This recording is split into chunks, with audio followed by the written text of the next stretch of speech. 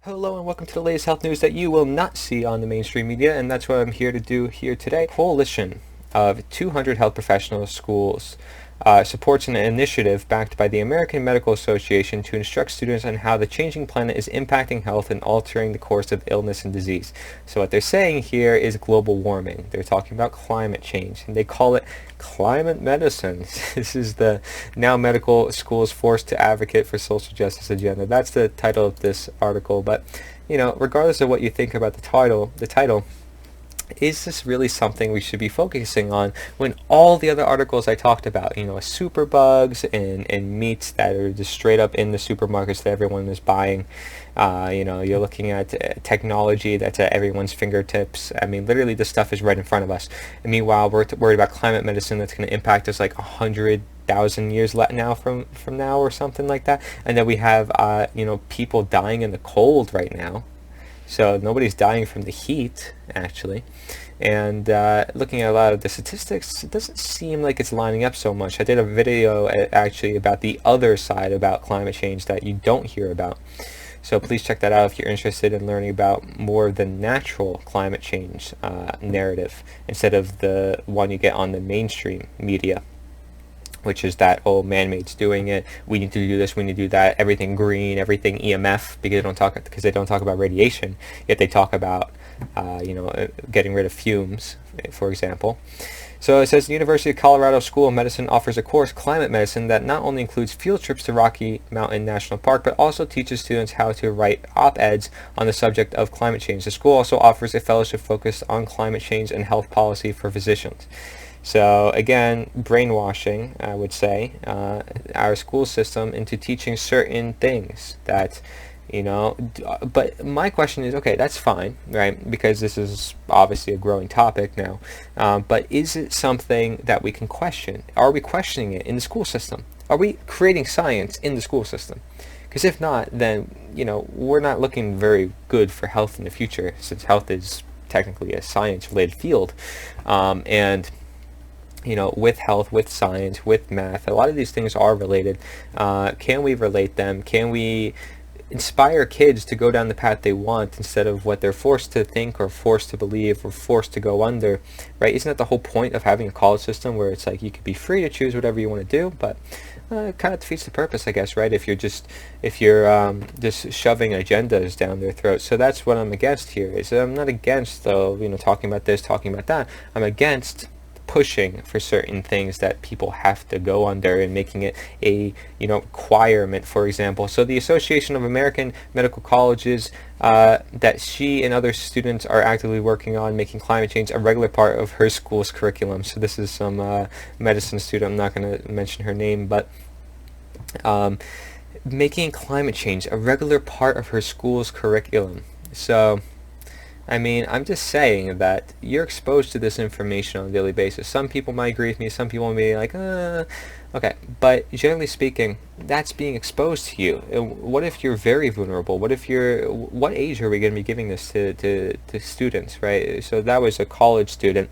Is it going to be college related? Is it an optional class? Is it something that has to be mandatory because it's, oh my gosh, it's threatening the world? But do we see other perspectives? Do we question the narrative? So Dr. Neil Gesundheit are already on board. Gesundheit said WAMU radio, he believed gun violence deserved the same attention as colon cancer, and the way to get it into more medical school curriculums is to work more closely with the Association of American Medical Colleges.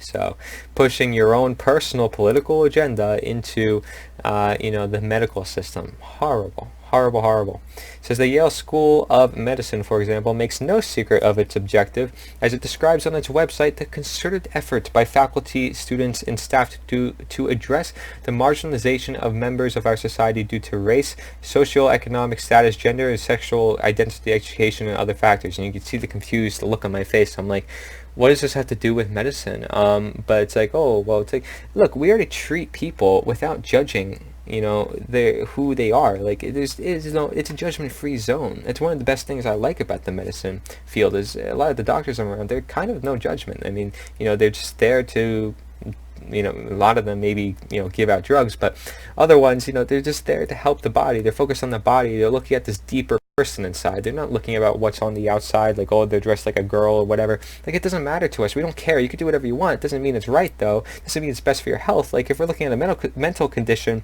transgenderism was gender dysphoria. So we do have to look at that. But seeing that these impacts, everything that you do in your life does impact something, yeah, we're always going to make judgments. Yeah, it's something natural that people are going to do, but is it right for ourselves, right, is the question we have to ask. So is it right that we're pushing agendas down people's throats? Is it right that we tell them, oh, you have to take this class because it's required, even though it has nothing to do with what you want to look into? Dr. Goldfarb explains how all these political perspectives are finding their way into our medical schools. He says, as quote, as concerns about social justice have taken over undergraduate education, graduate schools have raced to develop curricula that will steep future educators in the same ideology.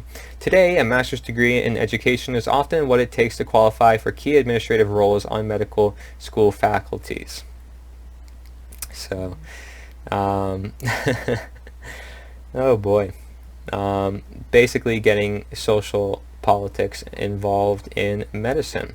Now, I'm for getting, the political side more with the holistic medicine side and getting these perspectives together because everything's connected in this life. But I'm not about forcing people to do something they don't want to do. I mean, that would be a matter of destroying our freedom. And freedom is what your health is at best, is you want to free your body of disease. You want to free your body of those things that don't serve you in your life. Free yourself of the weights that push you down, right, and restrain you from moving forward in your path toward healthy living and well-being. So just some of those aspects. Very, very important that we keep it within our system. That freedom is a core aspect of keeping our society sane, basically. Otherwise, everybody will be this one robot, and then you'll have this one person who speaks out against everything, and they get attacked like nuts. So why is it that the mainstream climate narrative is not getting attacked?